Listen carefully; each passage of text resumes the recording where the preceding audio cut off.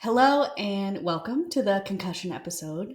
I wanted to focus on this week because, yes, I spent a lot of time talking about ACLs and Tommy John and injuries that are taking months and months and months to come back from. And of course, I'm not hoping that for you if you have a concussion or know someone with a concussion.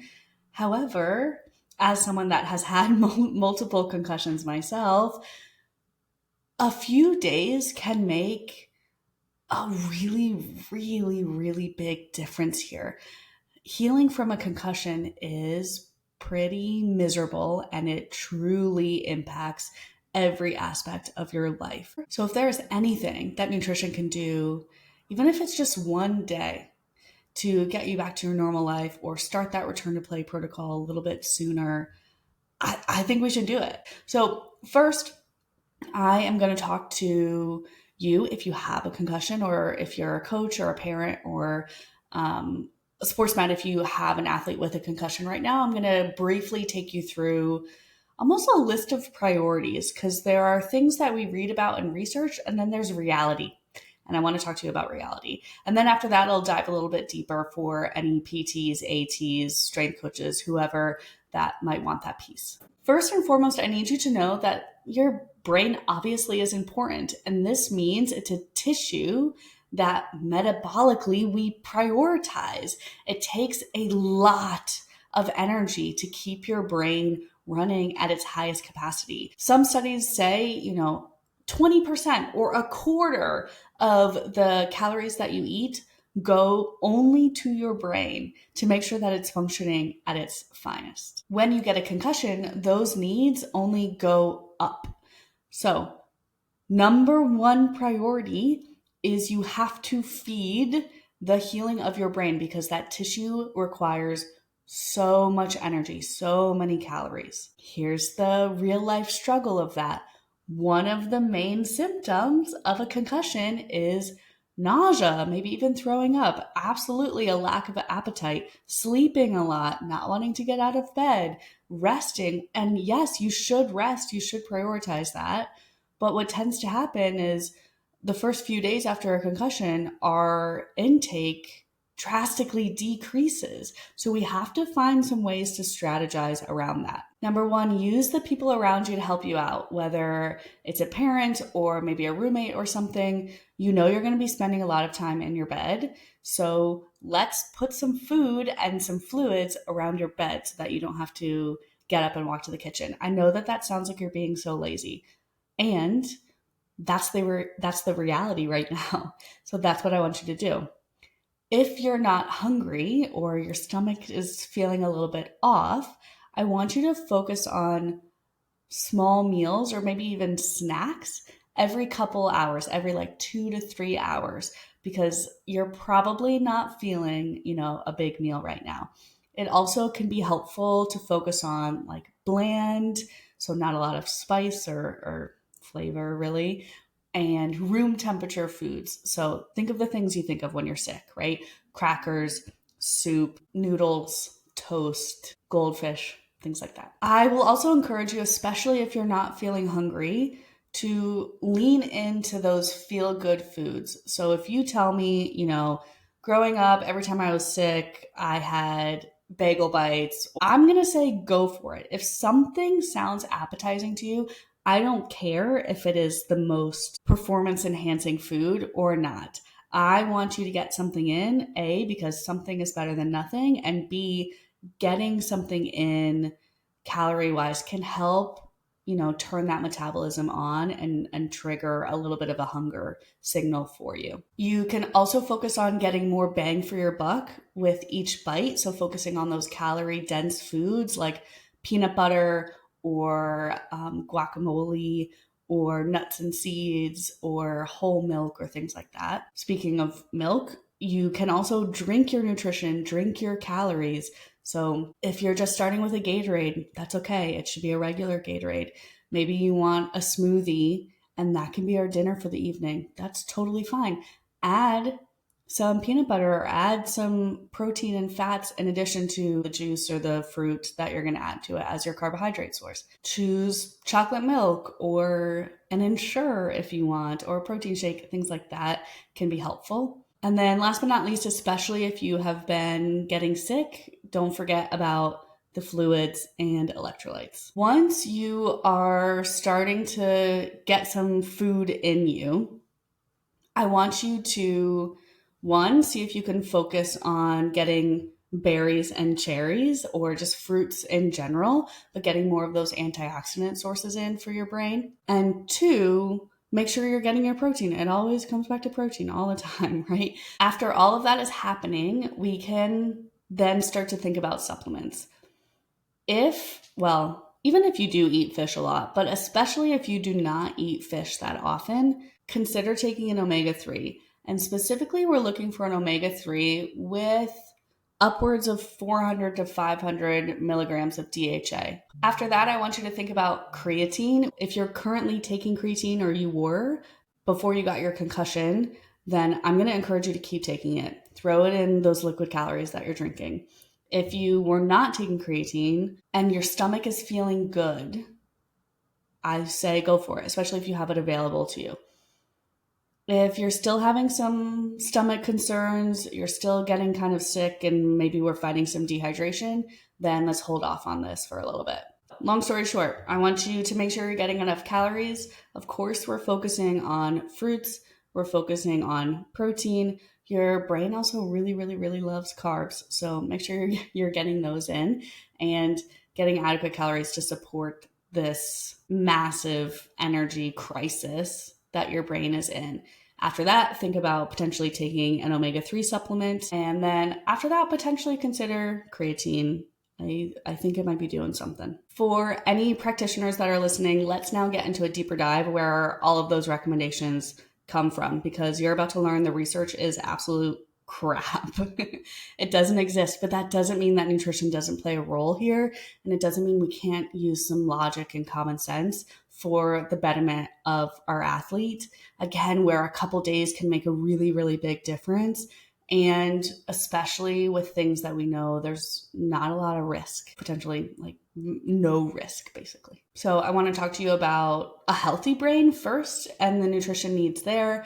Then I want to talk to you about how the metabolism in the brain changes after a concussion. There's some specific things that we see that lead to some of these logical conclusions, even though the research right now is really only in rats. We don't have a lot of stuff going on in humans, because concussion research in humans is really hard. We're not going to purposefully give someone a concussion, right? Then I want to talk about the nutrition tools we have at our disposal. I want to talk a little bit about the position papers and what they're recommending, and some questions that I have there, and just dive a little bit deeper on this with you. So like I said, your healthy brain uses a lot of calories. There is a statistic that I feel like goes around all the time that your brain needs 7 slices of bread to function per day. Obviously, it's going to be different for everybody, and that's probably right for a lot of people, specifically because your brain uses carbohydrates, only carbohydrates, to function. Your brain uses about 20% of the calories you ingest. Unless, you're restricting, then your brain's using significantly more than 20%, potentially. Your brain uses a lot of energy. We also know that BCAAs are important for the brain and mental health in general, because they play a role in producing like dopamine and serotonin and norepinephrine and some of those things that we would like to be around. We also know that, like every other tissue in your body, antioxidants and polyphenols specifically are important. There was one study in rats. All of these studies are in rats. But there was one study in rats where they saw when the diet had an increase in polyphenols, they had a learning benefit and better memory performance. So we know that these are good things. I wouldn't have even needed to see that research to know that polyphenols and berries and cherries and fruits are good things. Another kind of interesting fact that I came across while looking through this topic is DHA, which if you don't know, DHA is a type of omega-3, but access to DHA, they think, played a pretty big role in our brain's ability to get larger as we were evolving as a species. I would say that a logical conclusion is that DHA is pretty important for our brain. Sometimes how I like to think of it is, and this is not a perfect comparison, but protein is to your muscles what DHA is to your brain. It is an important building block. So you can see how logically we would want to research how that is impacting healing from a concussion and helping repair a damaged brain. When you get a concussion, your brain goes into this metabolic crisis. Without getting, too sciencey here, your already very energy dependent tissue becomes significantly more energy dependent. Some say that potentially your brain is using 40% more glucose than it normally does. And again, if we're going from 7 slices of bread to 10 slices of bread just for your brain, that's a significant leap. We also know that the inflammation that comes from a concussion is going to lead to more oxidative stress. So we can infer that there's going to be greater antioxidant use within the brain as long as those are available. And we also see a decrease in creatine stores in the brain post-concussion. Again, your brain is in an energy crisis, so it makes sense that we are using that creatine to kick off that metabolic process. If we look at studies of DHA and TBI or mild TBI, which I would call it concussion a mild TBI, then again, the research isn't really there, which is frustrating. The research in rats is there. The research in rats is to the point where we're like, okay, something is happening here and we want to see how this is actually working in humans. But that's always hard to just go off the rat research because the designs that I saw, they're basically taking 2 groups of rats, and with the experimental group, they are depleting DHA in the brain for 3 generations and then, inducing a concussion compared to the control. I have no idea what 3 generations of depleted DHA in rats means in humans. Even later, when we talk about the concussion research in rats or mice, there's probably a difference, and some researcher might be listening to this like, anyways. In animals, when we look at rats and mice and the creatine, we know that we can increase creatine storage in animals up to 50%, or in, I believe, rats, and mice it's like 35-40%. We cannot increase creatine stores in the brain in humans 50%. So there's just a lot of questions here still. But again, for omega-3s and for creatine. Now, when we look at omega-3 and DHA in particular, there is some interesting not preventative, but protective research prior to concussions of if we're supplementing with DHA prior to concussion, potentially we're attenuating symptoms or we're decreasing the length that those symptoms are present. But I want to talk about post-concussion. Post-concussion, actually, doing a randomized crossover trial, not a crossover trial because we're not inducing a second concussion, but a randomized trial in humans post-concussion. There is one that I found. It's out of Texas Children's, and the mean age of participants was 16 years old. They gave the control group, I believe, corn oil, and then our experiment group got 2,000 milligrams of DHA, which is significantly higher than kind of normal recommendations of around 250 milligrams. But the suggested tolerable upper limit doesn't happen until like 5 to 7 grams. And one of the important things that this study showed was safety. And also we're looking at teenagers. So I love when I can see safety in teenagers. It's much easier to translate that and make that assumption in adults versus the other way around. So in this study out of Texas Children's, they had kids come in with concussions. Within 4 days of that initial concussion, they were given either the DHA or the placebo, and they dosed them for 12 weeks. And what I also really liked about this study is they're looking at real life outcomes that make a difference. So they were looking at number of days to return to play, or number of days till symptoms were gone. And then, of course, we can initiate that return to play protocol. So if we compare both groups, it looks on this graph, and I can link it in the notes for you, but it looks on this graph like our DHA group is becoming symptom-free from their concussion about 5 days sooner on average than our control group. And this is super exciting. However, not statistically significant, which is unfortunate, but real life applicable. If that's true, and this study showed that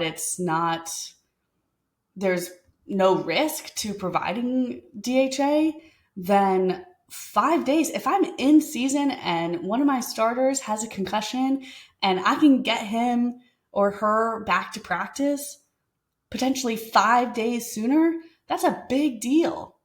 Even if I'm a regular old adult and I can get back to my normal life 5 days sooner, that to me feels significant. That to me feels worth trying if I have that resource available to me. There is another trial, it looks like coming out of East Carolina, that I believe they've finished gathering this data, but I can't find the publication yet. So I will keep my eyes open for that and share it with you when we see it. And it'll be interesting to see if those results are repeated, if they're significant, and what's happening there. So kind of long story short on omega-3s, the research kind of sucks. We don't have a lot of it. We definitely don't have enough where I'm like 100%, this is great.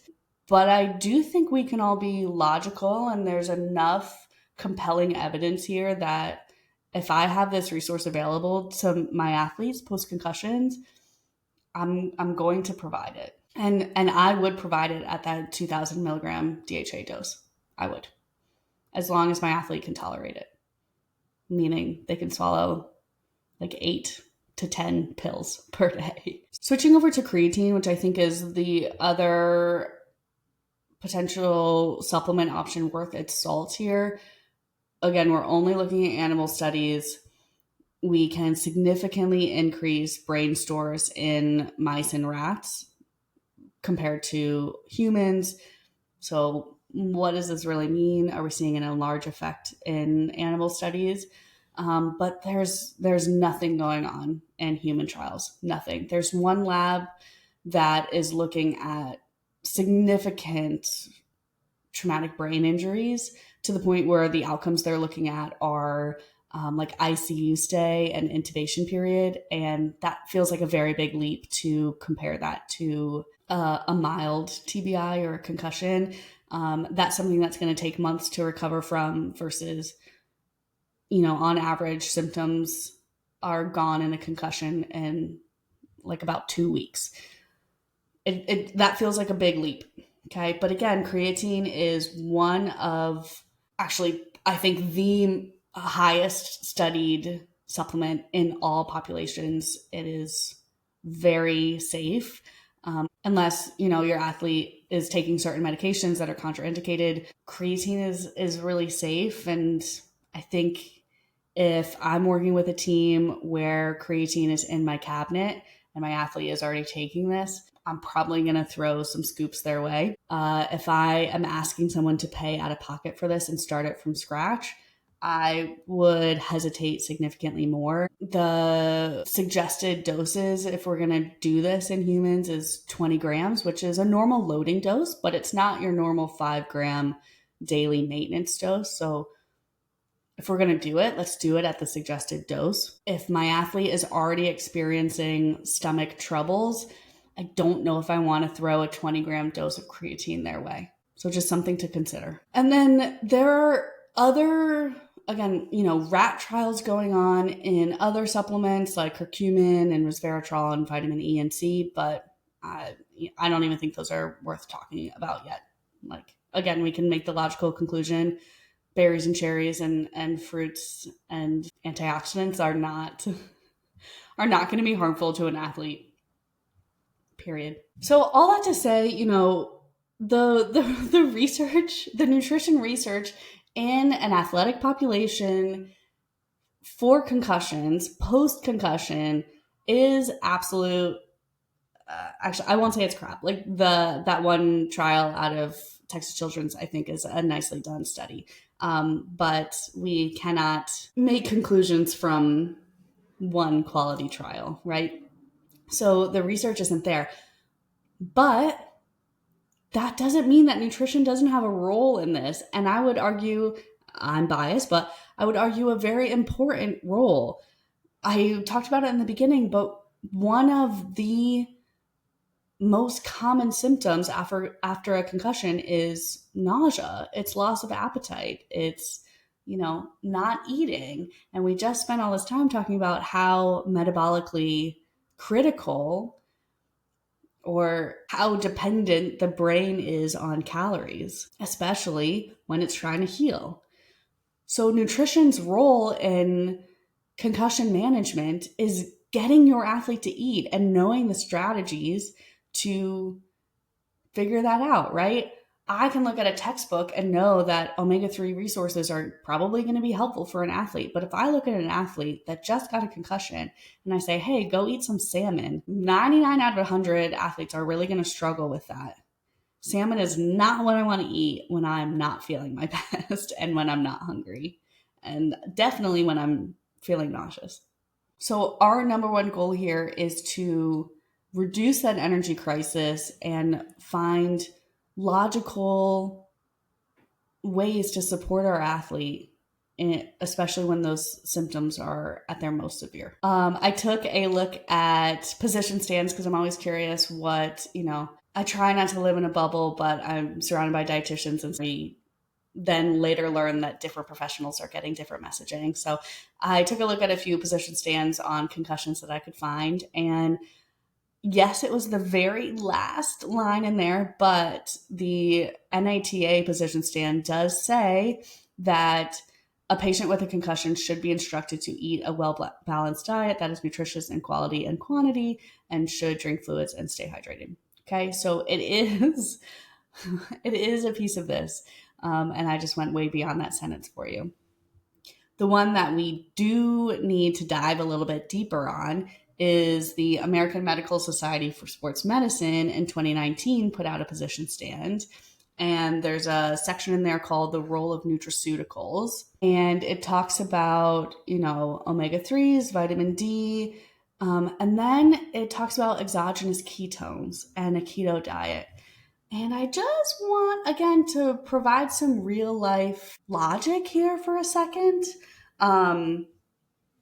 In grad school, I worked in a keto lab. I taught people how to do ketogenic diets, and we did research around it. And I cooked in a keto kitchen for that research lab. And I have a very, very good friend that is a PhD to this day doing keto research still. So I feel pretty comfortable talking about my experiences around ketone salts, keto supplements, and just keto in general.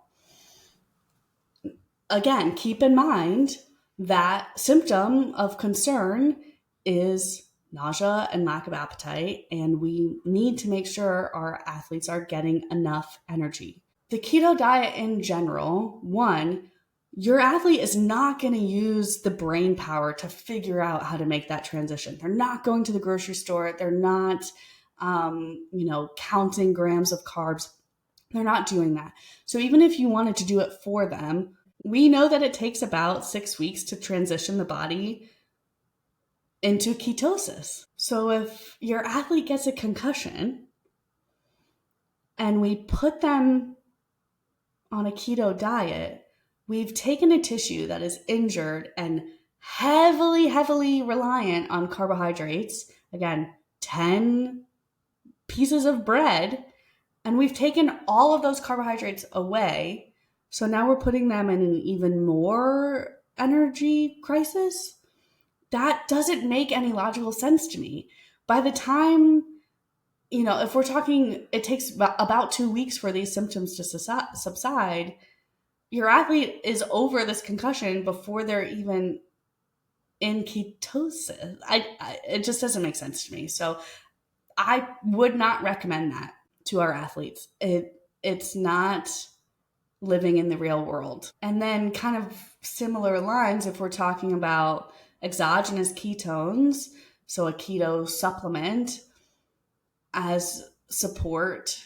One, we're not in ketosis, so I don't know how much it's going to do. But two, one of the major concerns and symptoms and struggles of these supplements is they cause GI distress. So again, we're taking an athlete who is in this energy crisis, who potentially is dealing with some nausea and some GI distress already, who we need to get to eat, and we're giving them a supplement that's making their GI symptoms worse.